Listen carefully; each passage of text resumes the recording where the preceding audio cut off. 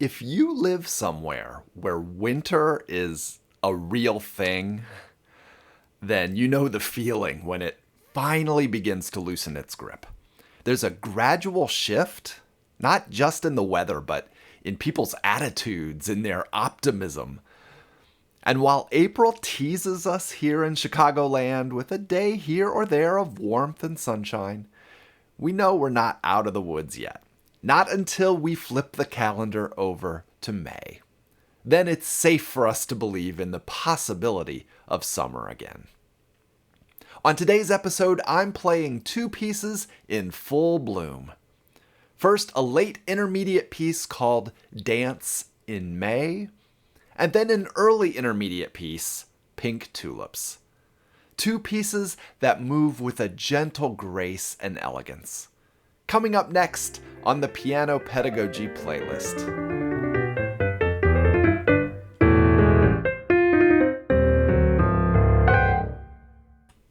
Greetings and welcome. I hope your day's going well. My name is Luke Bartolomeo. I'm a pianist, a teacher, and also a developer of music education apps, including Flash Note Derby. Each Monday on the Piano Pedagogy playlist, we discover new teaching repertoire that's practical, engaging, and meaningful. All of it written by living composers. If you've been in the audience for the past several months, you know that the first Monday of every month has been dedicated to featuring a piece from composer Chris Kane's collection, A Year in 12 Keys. There's a piece for each month of the year, and each piece has a different key signature.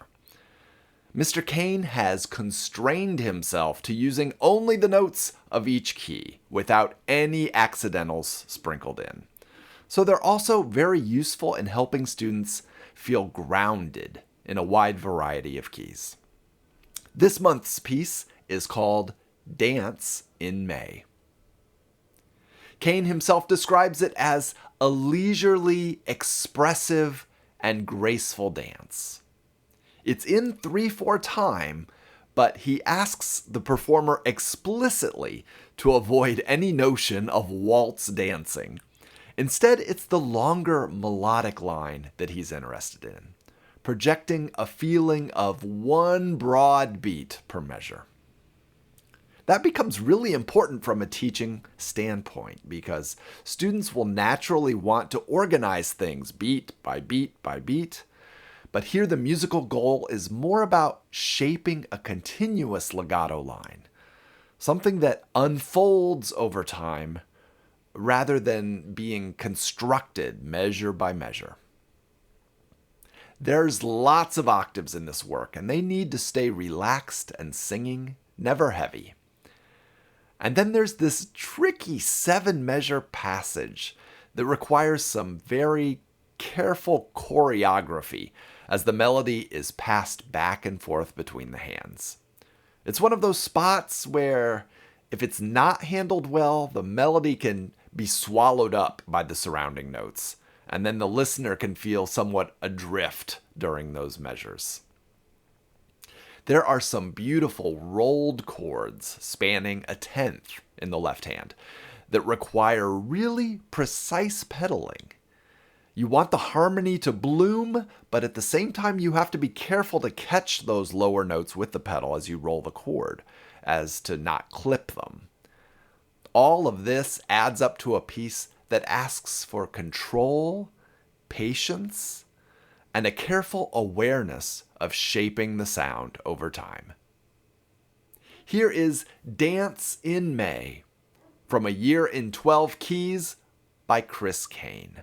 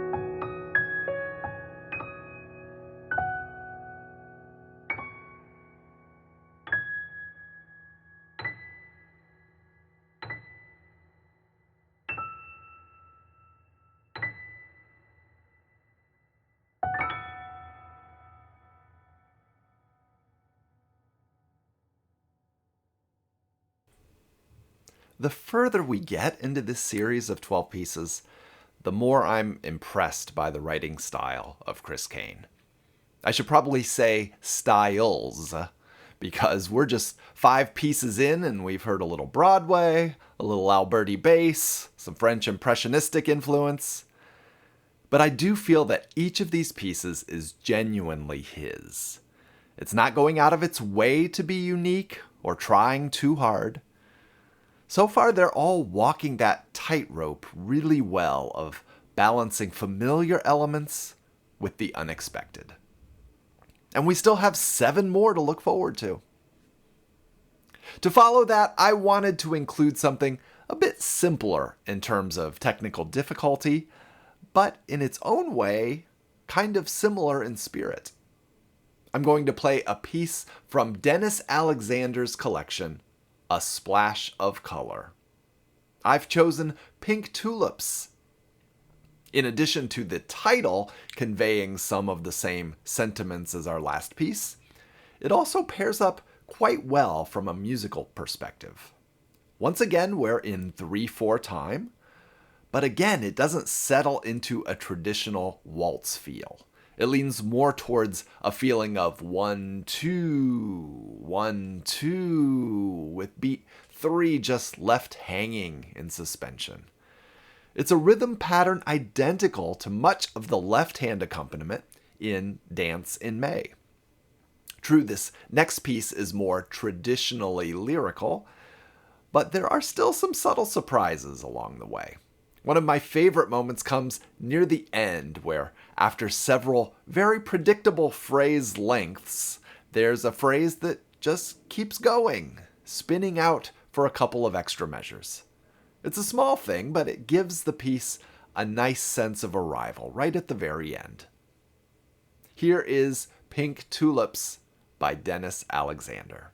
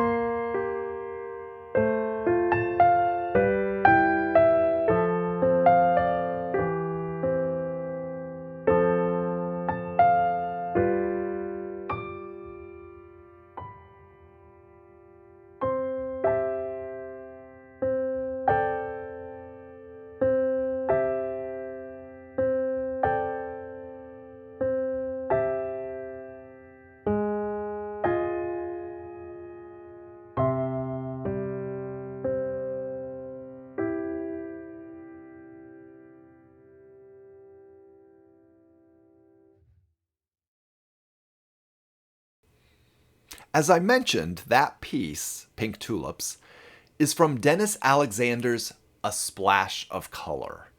It's a book I've had in my library for a long time.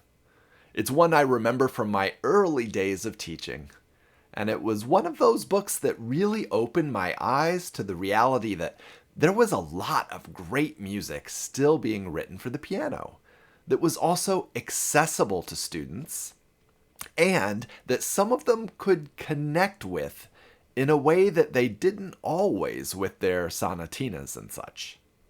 Not throwing shade towards sonatinas, it's just I think of this book as being one that really drove home to me the effectiveness of a varied musical diet for my students.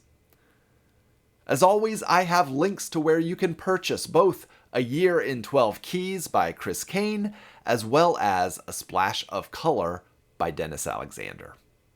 You'll find them in the episode description. Or discover these pieces along with those from our previous 37 episodes at pianopedagogyplaylist.com. And just like that, it's time to close the lid on today's episode of the Piano Pedagogy Playlist. This week's pieces reminded me that not everything needs to push forward. Sometimes the most compelling music likes to linger and allow each phrase to find its meaning. And that it's always worthwhile to stop and smell the tulips.